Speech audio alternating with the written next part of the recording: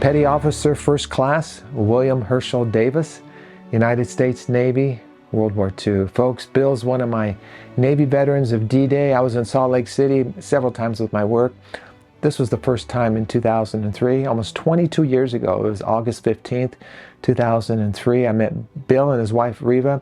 He was 83, lived to be 94, passed away in 2014, and just buried in the area there. I've actually spoken at a service and one of my veterans in that area at the Wasatch Cemetery. But Bill, what a great story. His eyes and ears, a great perspective of what happened from the Navy perspective. He served with the 7th Naval Beach Battalion. They were very instrumental in World War II, worked with a lot of the small landing crafts that went into shore, the Higgins boats, the LCVPs. And it tells some great stories about what happened on D-Day and what he experienced as a young man enlisting in the Navy. I think he was 21 years old in 1943. But anyways, folks, it's just one of these stories that has been sitting around, but he is featured in my first film on Omaha Beach, D-Day, June 6, 1944. So his stories with the other naval stories, and of course the soldiers which landed and some of the pilots that were in the air that day. Just a great perspective of what happened. And I'm so grateful that I have his story and I can share it with you now. Bill went on after Europe. He went to the Pacific, probably getting ready for the impending invasion of Japan. And he ended his time in the service in the Pacific. And speaking of the Pacific, I want to thank Thomas Walsh, who stepped forward and wanted to sponsor Bill's story. Thomas, a great big thank you to you, because your dad, John Walsh, enlisted in the Navy during World War II.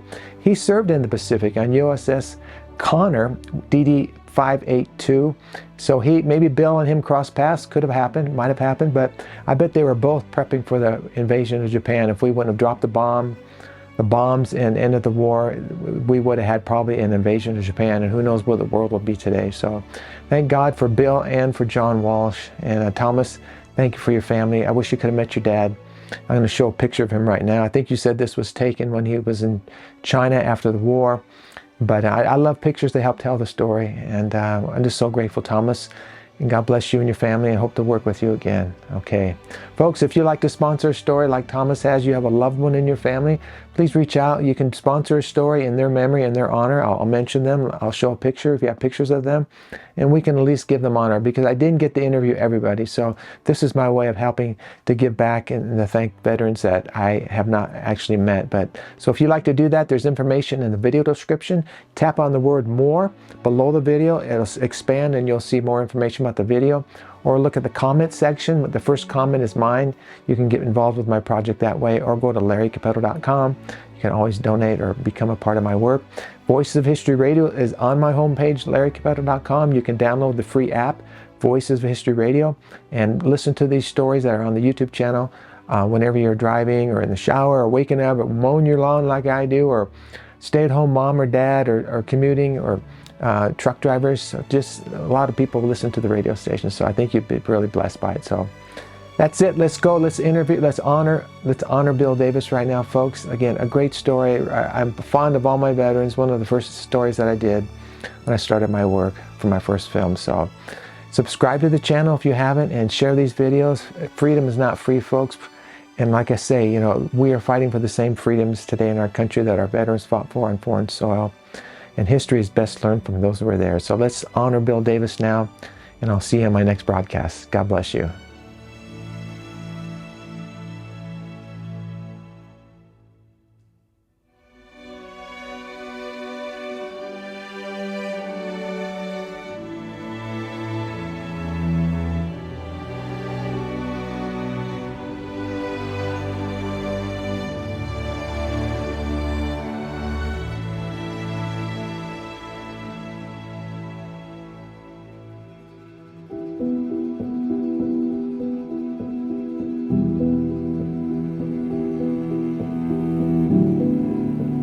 Where do you live, basically? I live in Grand Junction, Grand Colorado. Junction. You ever been there?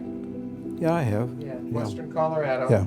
Got about 120,000 people in the area. It's grown quite a bit. Mm-hmm. In fact, the last time they did a census, they said we're the 25th fastest growing city in the country. So it's growing pretty good. But it's kind of like a suburb of a big city. That's what it feels like. So without having the big city. I like the rural better than I do the big city. pardon me, we're getting much too much crime here. It's alarming to me. I have a business on the 17th South, and right catty corner across the street, there's been there's been 2 shootings, and over on West Temple and down a little bit. Okay, Bill, just introduce yourself. I know who you are, Bill Davis, but just tell me your name, and then tell me the unit you're with over in during the Normandy invasion. What division of the Army and all that? Or you were at the Navy. You were at the Navy. So tell me who you're with over there. My name is William H. Davis, and I was with the Navy Beach Battalion, 7th Beach Battalion. Okay.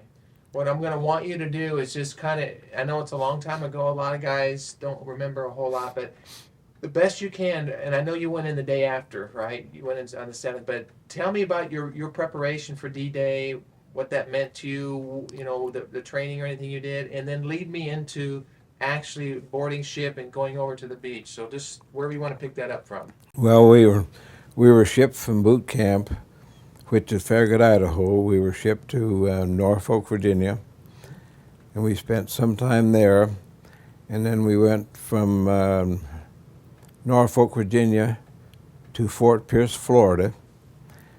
And I think we spent about 3 months in Fort Pierce, Florida.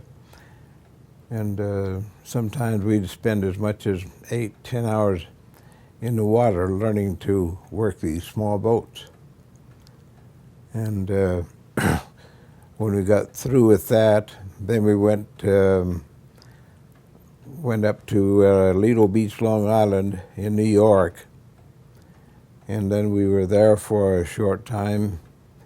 And then we boarded a transport ship, went from there to England, or to Greenock, Scotland. And we landed in Greenock, Scotland, a beautiful place. The grass was right down to the edge of the water. And they told us that if anybody was threw any trash over or any cigarette butts over, that we would all have to go below deck. Well, sure enough, somebody did. So we all had to go below decks. But then we were there for a few days, and then we boarded a train and went to England. And the Red Cross gave us some little bag or something. But I'll never forget the sandwiches they gave us were supposed to be meat sandwiches, and they had red Jell-O. But it was something to eat. And then we went from there to Salcombe, England, or Kingsbridge, which is right on the coast. And we stayed there for quite some time and handled our small boats. And the people that handled our small boats were the best people in the world. They had trained for handling small boats. And believe me, boy, they were good. Now, were these like the men that manned the landing craft that went to shore, like the coxswains and the bow hooks? And yes. Engineer guy or whatever? These were the people that were training? Yes. Okay, that's interesting. We had a pharmacist, or not a pharmacist, mate. We had a coxswain which handled the boat. And then I was the electrician at that time for anything electrical on the boat. And then we had a ship fitter. And then we had a certain amount of corpsmen that were attached to our outfit. I think we had 5 corpsmen that were attached to our outfit. And from Salcombe, or Kingsbridge,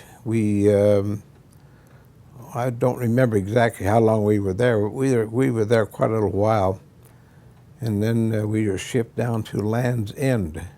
That's on the very tip of England. And boy, I'll tell you, it was cold. But we would get up in the morning. We lived in tents. And we would get up in the morning and go to the chow line And we were sitting there shivering. We couldn't talk to anybody because we were in an area that we were going to get shipped out to France. We couldn't talk to anybody, and if you did, why, they took the chairs away from us. So we were there for quite some time. And then from there we went to, don't remember the place where we went to, but anyway, we shipped out from there to another place in England. And we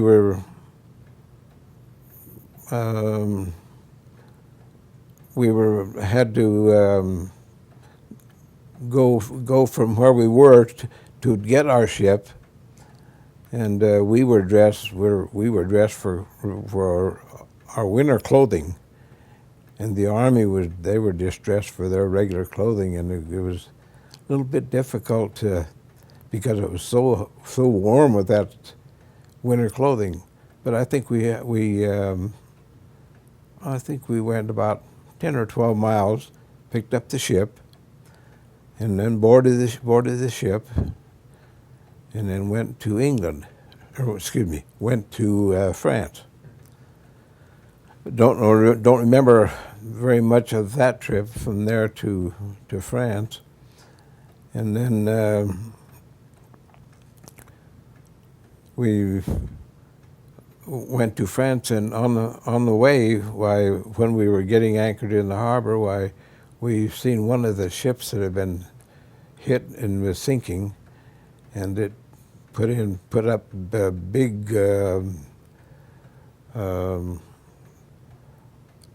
bubbles of water that was going up in the air, and that's the only ship that I've seen get sunk. But then there was a terrible tragedy of small boats, and all kinds of conditions of these small boats.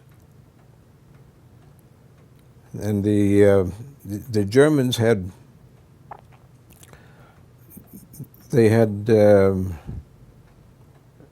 cut their gun emplacements back in at an angle. And so when we put our tanks out to get these guns, they got the tanks in the crossfire. And there was 2 tanks that were hit in the front end, and they had approximately 2.5 inches of solid steel. And these, at that time, the German 88s, they were supposed to be the best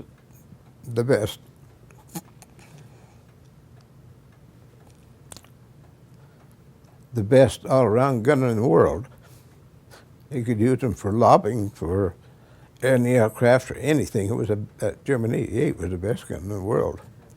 They hit these 2 tanks, and then they sent another tank up to get these 2 gun emplacements, and one of them, they set it on fire,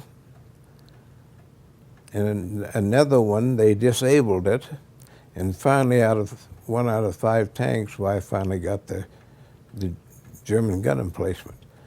But I was there on the beach for quite a few days, and these 2 tanks that the Germans finally got were completely out of sight. They just went right down the mud. And I want to back up just a little bit, and we'll continue on, but you boarded a transport. Did you then debark onto a smaller landing craft, and you were part of a crew that went ashore? Is that Yes.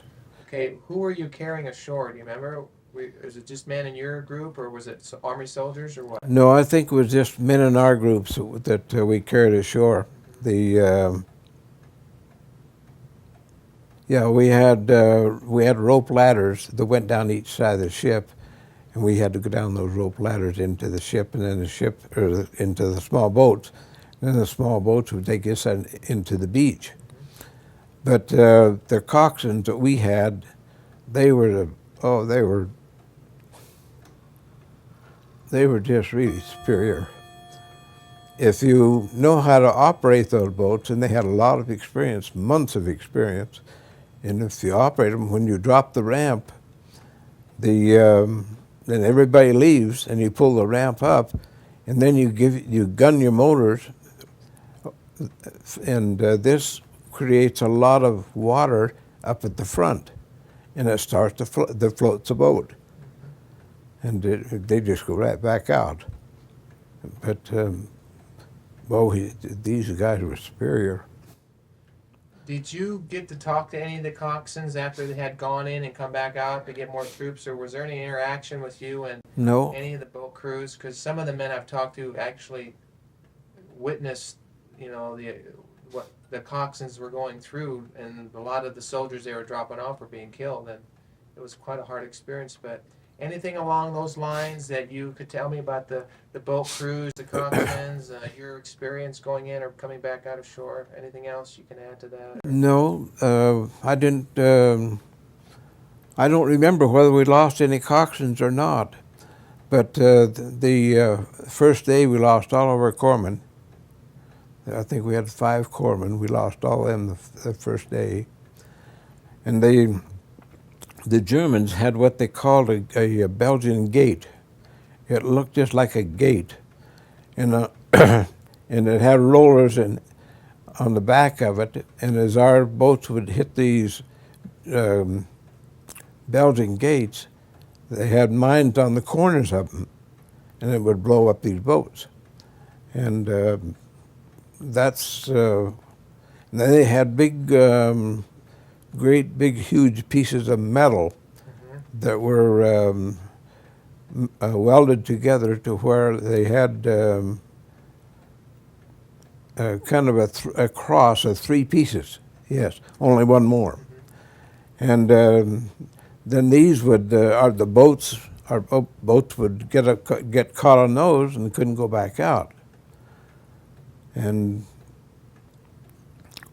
we lost. I don't know how many boats we lost that way, but there was quite a number of boats, small boats, that were lost that way. Now, whether they were ours from our ship or not, I don't know. But there was quite a few of the small boats like that were lost because of those big angles and the Belgian gates. But those Belgian gates, they were terrible because they had mines on each corner of them, and these small boats had set these mines off. Tell me now, when you got there on the 7th of June, I don't know if you remember which beach sector you're on, if you're on the Fox or the Omaha. Yeah, but like they were divided into sectors, but if you don't, that's like Easy Red, Fox Green, or whatever. But anyways, when you got to the beach, just describe to me what you remember. I mean, were there casualties? Was there wrecked equipment, or was the Germans firing anymore? Or what do you remember about that? There was a lot of casualties. Some things that would be hard to talk about, but the beach was a real long, flat beach, and it went well. You've seen the beach, and it went over a high plateau. Well, the Germans had in one particular place they had a dual 50 caliber machine gun at the top of this hill, and that probably was responsible for a lot of casualties. And there was no bombs dropped on the beach, none at all. Yeah, and I think that if they had just dropped a few bombs, it would have saved a lot of lives. But so far as I know, there was no bombs dropped on the beach at all. And these gun emplacements on top of that hill is just, well, our troops were just sitting ducks. And I noticed a lot of the Green Berets, or, well, they didn't call them Green Berets, Rangers. There was a lot of Rangers that were, you could tell that they were Rangers by their emblem, and there was a lot of those Rangers on the beach. But I dug a foxhole that night, and I don't mind saying I was scared. I think if they'd have pulled me out of that foxhole, I think they'd pull me out in pieces.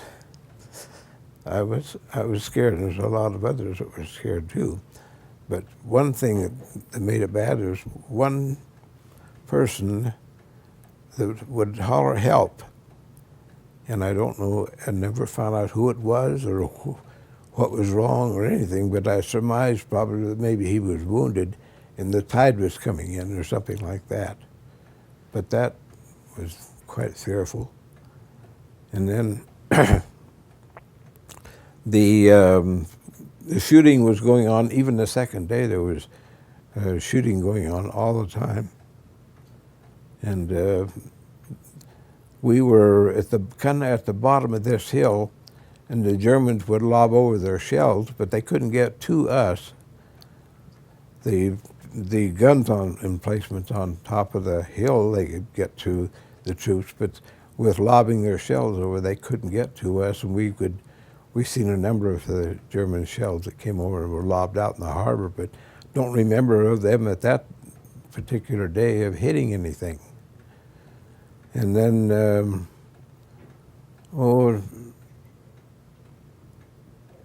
the next day, why the shooting kind of went away because the troops were going inland. But we had LCIs, and they had a ladder that was going down each side of the LCI, and our troops would have to go down those ladders. Well, they would just, the Germans could aim their guns on those ladders and took a terrible casualty. But the later ships that came in, the LCIs, they had two large doors in the front that would open up, and then the troops could scatter out. But the first ones that we had over there, they were of the other type. And one particular incident I remember that the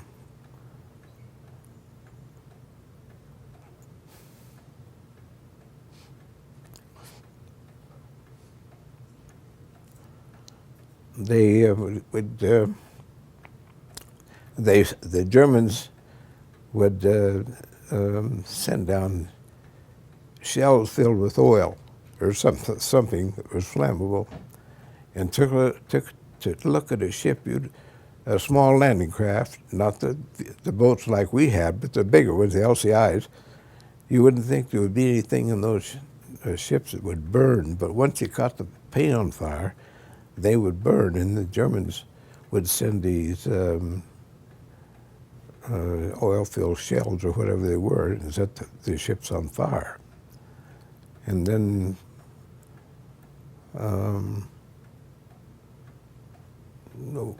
I noticed one person that was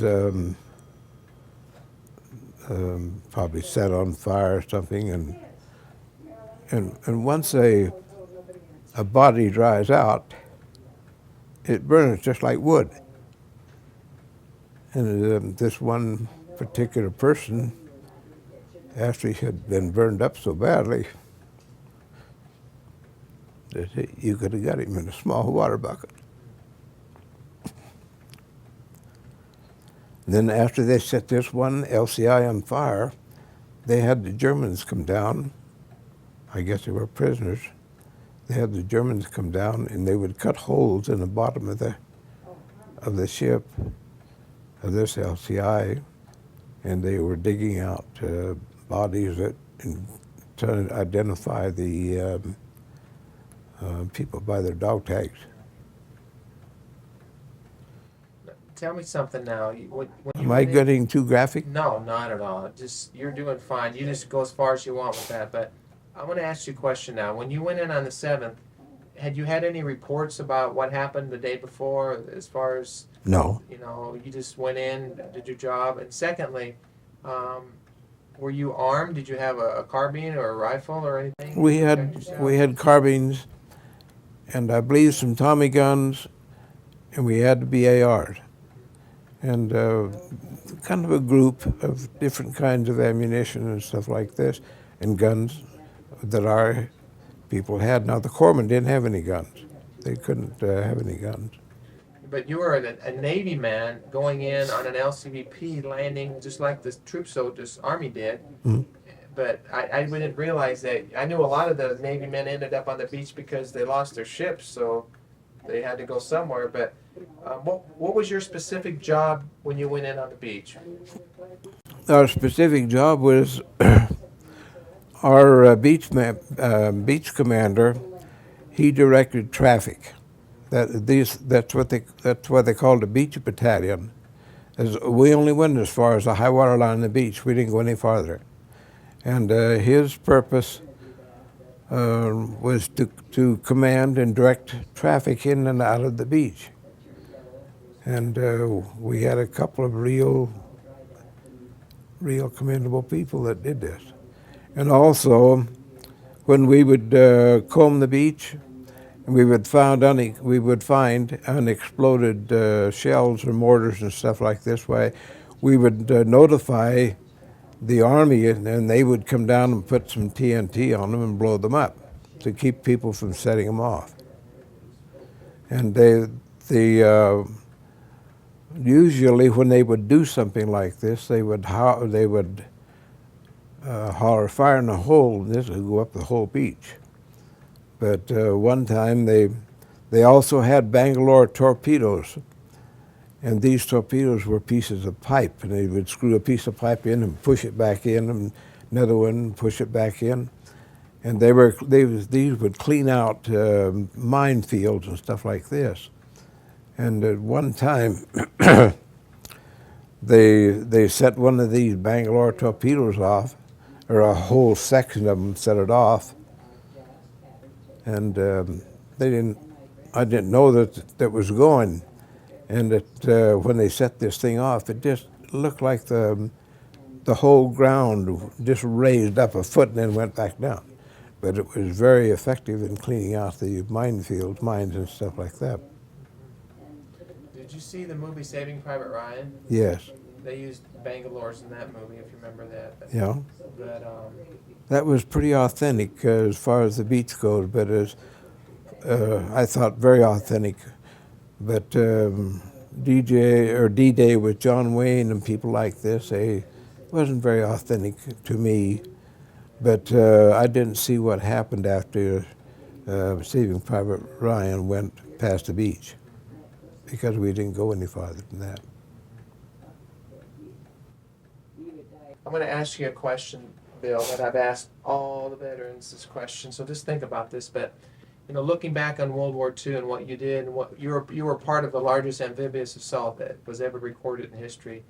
And at the time, I'm sure you didn't probably realize, 60 years later, we'd be remembering this necessarily. But looking back on what happened during the invasion, and looking at today, the society as it is today, if you had a message for young kids today, what would you tell a young person regarding freedom, the freedoms we have in light of World War II? Because that generation was special, and the sacrifices that were made. But if you had an opportunity to talk to young kids today, what would you tell them about freedom and your involvement with World War II?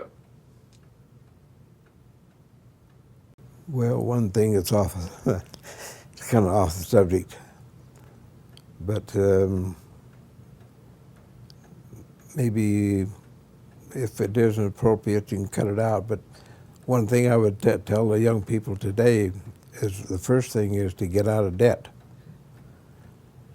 And I think there's a lot of people that I think if they were called up like I was, would probably go to Canada or something like this. But I didn't have that opportunity, and I didn't want the opportunity, really. I didn't know what I was in for, but I certainly thought that it was my duty when I was called up to go and do what I could, which I did. And I enlisted probably, I think, 6 weeks or 2 months or something like that before I would have been drafted. But I always had a lot of respect for the Navy, and that's why I went into the Navy. And I don't believe that that I could stood the infantry or the Marines. I don't think I was cut out for that. I don't think I could have handled that. I think much as I should say probably, I think probably I had a good chance of cracking up because that just was not my life. And if we didn't have the infantry and the Marines, why, where would we been today? But I just was not cut out for that kind of a life, and I don't consider myself a coward. Not at all. Do you have anything that comes to mind? I don't know if Laura has a question or not about any of this. Okay. We came back to England after I'd spent 23 days on the beach, living in a hole with a good friend of mine. And if you don't want this kind of stuff, just tell me not to. But the Germans would come over, quite often at night, but they would never drop any bombs. But we knew when they're coming because we could pick up the sirens inland, and as they came, I pick up the sirens. And we put up a lot of flak and put up our barrage balloons where they couldn't come down low. But they never did drop any bombs. We had a few casualties from shrapnel, but these were kind of nuisance raids. But in the daytime, you never seen a German airplane, boy. We had P-38s and P-51s crisscrossing all day. But like I say, they never did drop any bombs. But they did protect us. And that was pretty commendable to see those. And then as we were kind of going back, as we were going from England to France, we could see these big parades of B-17s and stuff like that going over to England. And I'll tell you, that was a good feeling. But that was a war. That was a war fought to be won, not like the war that in Vietnam, places like that. And then after they sent us back to England, and they put us kind of in a rest camp where all we had to do was run 2 miles every day. That's all we had to do. Then after that, our time was pretty free. And we stayed there for quite some time.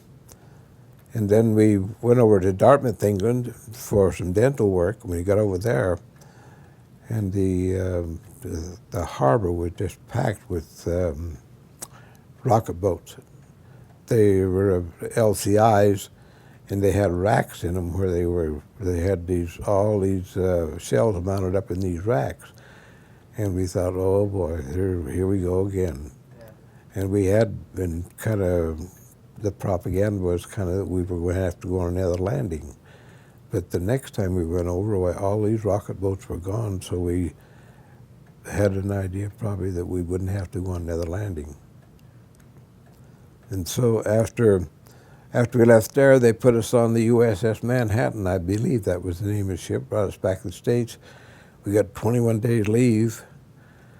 And then after that, we picked up a ship up in Astoria, Oregon, and I don't remember how long, but anyway, we roamed around the sea I was still the 7th Beach Battalion, but it had been broken up a lot. And we landed at Esperita Santos. That was a very small island just off of Australia and Borneo. And then we worked our way all up through the Guadalcanal and the islands and stuff like that. And I think we rode out one typhoon, and then we came back in. And then that night at 1:30 in the morning, we got torpedoed in Okinawa. we lost.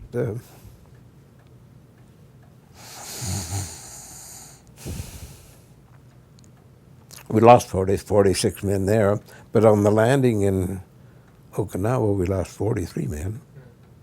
And then before we left Okinawa, or left France, where we counted the graves in France, and I think it was 525 or some 523 graves or something like that. But the fellow that we shared a foxhole. We were able to, on the beach, we were able to get army blankets, so we just lined our whole foxhole with the army blankets.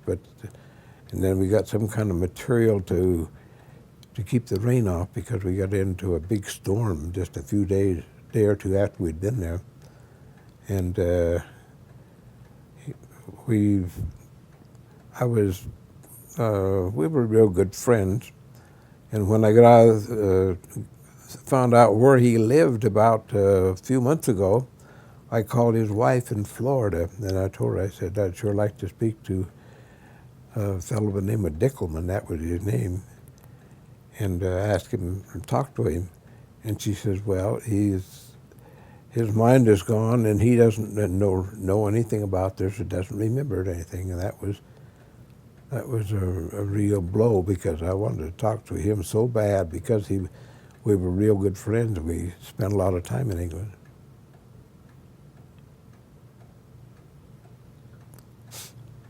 I can't remember how old he was, but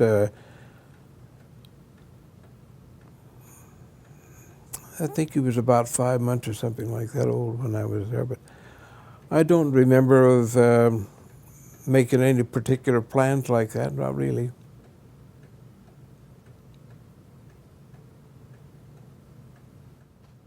Well, I sure appreciate you. Well, that's all right. What you just shared was very good.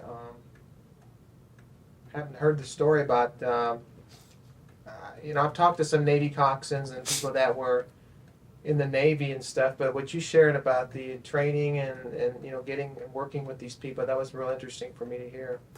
I've always had a lot of respect for the English Navy, but and I have a lot of respect for the big stuff. Mm-hmm. But as far as the operators of the small boats, there was no comparison. They were afraid to come in up on the beach. They had the same kind of boats that we did, VPs, but they were afraid to come on the beach for fear they couldn't get back out. So they landed 40-some people one night in deep water, and all of them drowned. And they also landed a bunch of vehicles off of these boats the same way, and they all swamped and had to be towed out.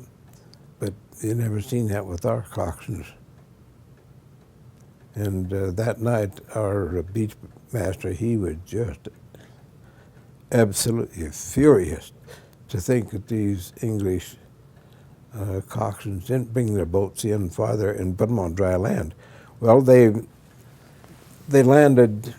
We landed on a little when we left the beach or left the boat. We landed on a little island, and we had to swim in from this island because the water was a little bit deep. But our beach master says that he says when you get into a predicament like this, he said just put your pack on one arm, and if you lose it, we'll get you another one. But if the British lost a spoon, they had to pay for it themselves. And when I just paddled with my gun in one hand and my pack on the other shoulder, and when I got in, my stuff was so well packed, we were taught how to pack this stuff, and gee, most of my stuff was still dry. And I've seen Jeeps, the way that we waterproofed our Jeeps. I've seen a Jeep coming in with all you could see is a exhaust pipe sticking up out of the water and a man sitting there. He's completely underwater. But those Jeeps were We had a certain amount of Jeeps attached to our outfit, and we were told how to put cosmoline around and stuff to keep the water out of the ignition system.